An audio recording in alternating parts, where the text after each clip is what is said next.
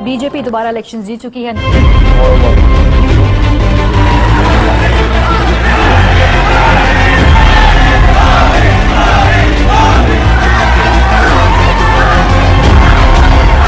हर तरफ एक ही गुंज है, जन जन की यही पुकार। भारत में फिर एक बार बनने जा रही है मोदी सरकार। यस, माहिरीन कहते हैं कि इस बार बीजेपी की जीत अंदरूनी मसाइल के एजेंडे पर हुई और देखते हैं बैनुल-अक़वामी पॉलिसी क्या बनती है। भारत भाजपा का ट्रैक रिकॉर्ड है कि भाजपा जो कहती है वो करके दिखाती है। अच्छा वाला हमारे लड़के वहां पे वर्ल्ड कप जीत जाते, वो वहां पे पनौती हरवा दिया। आप लोग पूरा 10-10 गेम जीत के आए हो, ये तो होता रहता है। बहुत अच्छा किया है इस बार। चला चली की बेला है, कांग्रेस सरकार कुछ दिन का ही खेला है। इमरान खान साहब का तो फोन ही नहीं उठाते नरेंद्र मोदी। वो सिर्फ नारा भेजता है नरेंद्र मोदी और वो बिकता है। नहीं, मोदी की काउंटर बिल्कुल नहीं आना चाहिए। वो एक ऐसा शैतान आदमी है। वो नया बंदा है राहुल, तो उसी को आजमाएंगे हम, उसी को दूंगी वोट। गांधी परिवार के चश्मो चिराग ने कहा था मोदी जी को पनौती, और एक बार फिर मोदी जी चुनौती बनकर के सामने आकर खड़े हो गए। देन दोस्तों, जैसे हम तो भाई आ गया मजा। यानी भाई जो मोदी साहब को पुनौती बोल रहे थे, अब उनके लिए मोदी साहब चुनौती है। इंडी गठबंधन कर लिया, सब कुछ कर लिया भाई, बट मोदी साहब की अब लहर नहीं है, विकास की लहर है। और विकास की लहर को एक एजुकेटेड जनता है, उससे कोई भी छीन नहीं सकता, कोई भी रोक नहीं सकता। भाई ये तो भारत है, पाकिस्तान में जाके चुनाव जीत सकते हैं। देखिए पाकिस्तानियों की राय, मोदी साहब को वोट देंगे या फिर राहुल गांधी को। आप लोग क्या राय कमेंट सेक्शन में जरूर वीडियो शुरू करते हैं, और वीडियो को लाइक जरूर करें। मोदी साहब के लिए जय हिंद जरूर लिख वीडियो शुरू करते हैं। अगर आपके पास इख्तियार होता वोट कास्ट करने का, तो आप किसको वोट करते? मैं ऑब्वियसली बात है मोदी को ही करता, क्योंकि जो बंदा खुद का दुश्मन और अपने मुल्क का दुश्मन है, तो इससे मेरे ख्याल से दूसरी चीज़ कोई बड़ी बात नहीं है कि आप कह सकते हैं कि या राहुल गांधी को वोट दिया जाए, नरेंद्र मोदी को ही वोट देता। मैं रिलीजन को एक साइड पर रख के सोचूं तो फिर मैं नरेंद्र मोदी को वोट करता। नरेंद्र मोदी को या राहुल गांधी को, दोनों में से किसी एक को। जाहिर सी बात है वो नया बंदा है राहुल, तो उसी को आजमाएंगे हम, उसी को दूंगी वोट। राहुल गांधी तो मोदी को दे देते हैं। मोदी आपको पसंद है? नहीं पसंद तो नहीं। पाकिस्तानियों को कैसे पसंद हो सकता है मोदी वगैरह। मैं राहुल गांधी को वोट देता। क्यों? उसकी एक वजह। क्या वजह है? उसकी ये वजह है कि अभी जो सूरत हाल है, मतलब मैंने अपने मुल्क के लिए सोचना है। अगर मैं नरेंद्र मोदी को दूँ वोट, मतलब वो मेरे मुल्क के लिए अल्लाह के अच्छा नहीं है, लेकिन मैं राहुल गांधी को इसलिए वोट दूंगा कि एक तो उसकी जो पाकिस्तान कहते हैं वो कुछ है, करता कुछ है। जो कश्मीर के हक में बात करता है उसको देता वोट। मैं राहुल गांधी को देती हूँ। क्यों? क्योंकि वो एक्सट्रीमिस्ट नहीं है, अगेंस्ट नहीं है मुसलमानों के, जैसे नरेंद्र मोदी बहुत ज़्यादा अगेंस्ट है, और पाकिस्तान पे उसने अटैक्स भी किए हैं, और उसकी अपनी आवाम ने उसके बहुत अगेंस्ट है बेसिकली ना, सिर्फ मीडिया उसके साथ है। वो भी मोदी की काउंटर बिल्कुल नहीं आना चाहिए। वो एक ऐसा शैतान आदमी है। वो कहता है कि ना तो जो पाकिस्तान रहे और ना हम रहे, ना एक दूसरे से बातचीत हो, ना हमारी प्यार मोहब्बत हो। हम तो चाहते हैं इत्तेफाक, प्यार मोहब्बत और सुलह, और वो ये चाहता नहीं है। इसीलिए कहते हैं कि मोदी को तो आना ही नहीं चाहिए, कोई और अच्छा बंदा है तो वो आ जाए। नरेंद्र मोदी या राहुल गांधी? बीजेपी, नरेंद्र मोदी जीतेगा इंशाल्लाह, पक्का। वो क्यों? क्योंकि वो उसने जीता है, पाकिस्तान मुखालिफ वहाँ पे वोट चलते हैं, तो ज़्यादातर वहाँ पे पाकिस्तान मुखालिफ ही हैं, तो जीतना ही उन्होंने है। तो ज़्यादा जो राहुल गांधी है, उसके कांग्रेस है, वो पहले 90 से पहले जीतती थी, अब उनका जो है वो टूटा हुआ है। पाकिस्तान मुखालिफ नारा वहाँ पे चलता है और दिए जाते हैं। अब बात आती है रोहित भाई के, राहुल गांधी ने तो पत्रकारों से भी उनके धर्म के बारे में पूछ लिया था और कास्ट के बारे में पूछ लिया था अपने प्रेस कॉन्फ्रेंस में। ओबीसी का फंडा लगाया, मुस्लिम्स का फंडा लगाया, रिलीजन, जात पात, धर्म को डिवाइड एंड रूल करने का फंडा लगाया।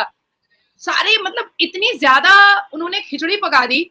अब इसी को वोट मत देना क्योंकि वो सीधा बीजेपी में जाएगा, अरे इसको वोट मत देना नहीं तो सीधा बीजेपी में जाएगा। मुसलमानों देखो तुम बर्बाद हो जाओगे, तुम नमाज नहीं पढ़ पाओगे, तुम कुर्बानी नहीं कर पाओगे, तुम भैंसा नहीं खा पाओगे, तुम कांग्रेस को वोट दो। क्या हुआ?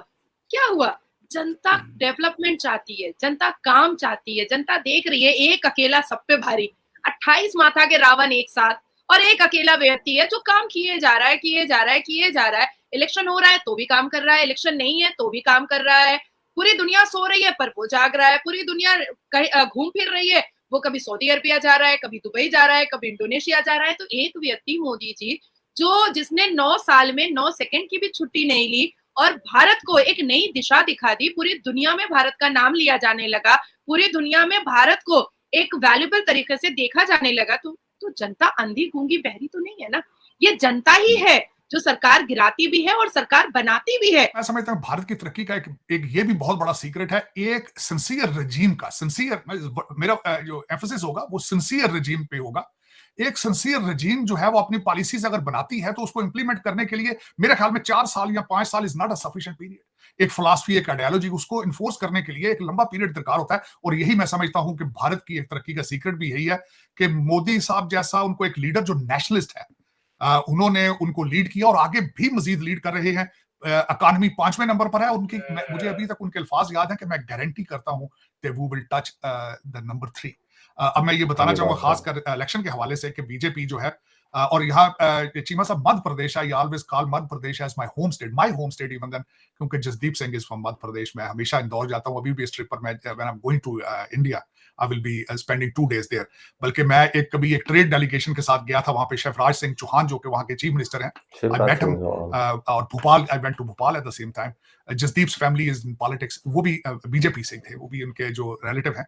मध्य प्रदेश इज, और उसमें मध्य प्रदेश में, तेलंगाना में, छत्तीसगढ़ में, और सिर्फ एक वाइल्ड स्टेट है जिसमें कांग्रेस लीड करती नजर आ रही है, राजस्थान।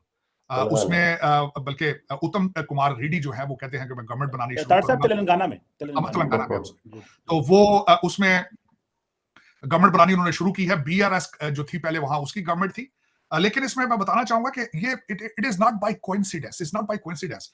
इसमें मोदी साहब की एक वेरी सक्सेसफुल कैंपेन, उनके कामयाब इंटरनेशनल दौरे, उनकी इकोनॉमी, ग्लोबल साउथ को लीड करना, चंद्रयान, उसके बाद आदित्य 1, और उसके बाद तेजास पे जो आखिरी उन्होंने कैंपेन की है, तेजास में जाके जो फ्लाइट उनकी थी, मैं समझता हूं कि उसने, और फिर उन्होंने रियासतों में जहां जहां इलेक्शन थे उनमें खुद जाके उन्होंने दौरे किए हैं। और जिस तरीके से उन्होंने COP 28 के अंदर इंडिया को रिप्रेजेंट किया है, फ्रंट लाइन पे खड़े थे। एक साइड पर होस्ट थे, कतरी थे किंग, और दूसरी साइड पे जॉर्डेनियन किंग खड़े थे। तो दोस्तों आप लोगों ने देखा, यानी कि भाई इलेक्शन मार्च में थे और चर्चाएं देश विदेश दुनिया में हो चुकी हैं इस चीज की। यानी कि जो कल फतेह किया है बीजेपी ने किया, आप लोगों ने फतेह किया है। यानी कि जो इतने बड़े बड़े राज्य थे, देखिए तेलंगाना में जो ओवैसी की पार्टी थी उसके साथ क्या हुआ, उससे वही आगे निकली है बीजेपी। वहां पर जहां पर 2 सीटें या 1 सीटें आती थी, आज वहां पर 10 सीटें निकाल दी हैं बीजेपी ने।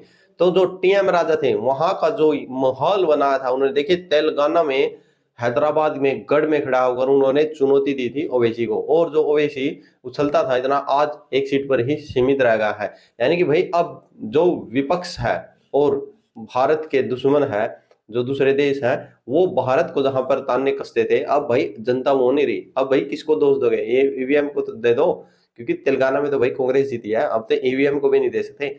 यानी कि अब जो नॉर्थ साइड है वो बिल्कुल जो है वहां पर विकास की लहर है। देखिए साउथ में तो आप लोगों को पता ही है भाई सब प्रॉब्लम क्या है वहां पे। आप लोग इस चीज का कमेंट जरूर कर सकते हो। देखिए जिस बंदे को मोदी साहब है, आप लोग देखिए, अभी देखिए इलेक्शन थे, टनल में मजदूर फंसे थे, अभी यूएई से आए हैं COP 28 को कर COP 33 की मेजबानी लेके आए हैं, G20 कर आए हैं, और एक बंदा कितने काम संभाला। अब उस बंदे की एज देखिए, यानी कि उस एक बंदे को जो भारत के लिए भाई सोता तक नहीं है, 4 घंटे की नींद लेकर हर बंदे को, हर साथी को, हर वर्ग को लेकर अपने साथ चला है।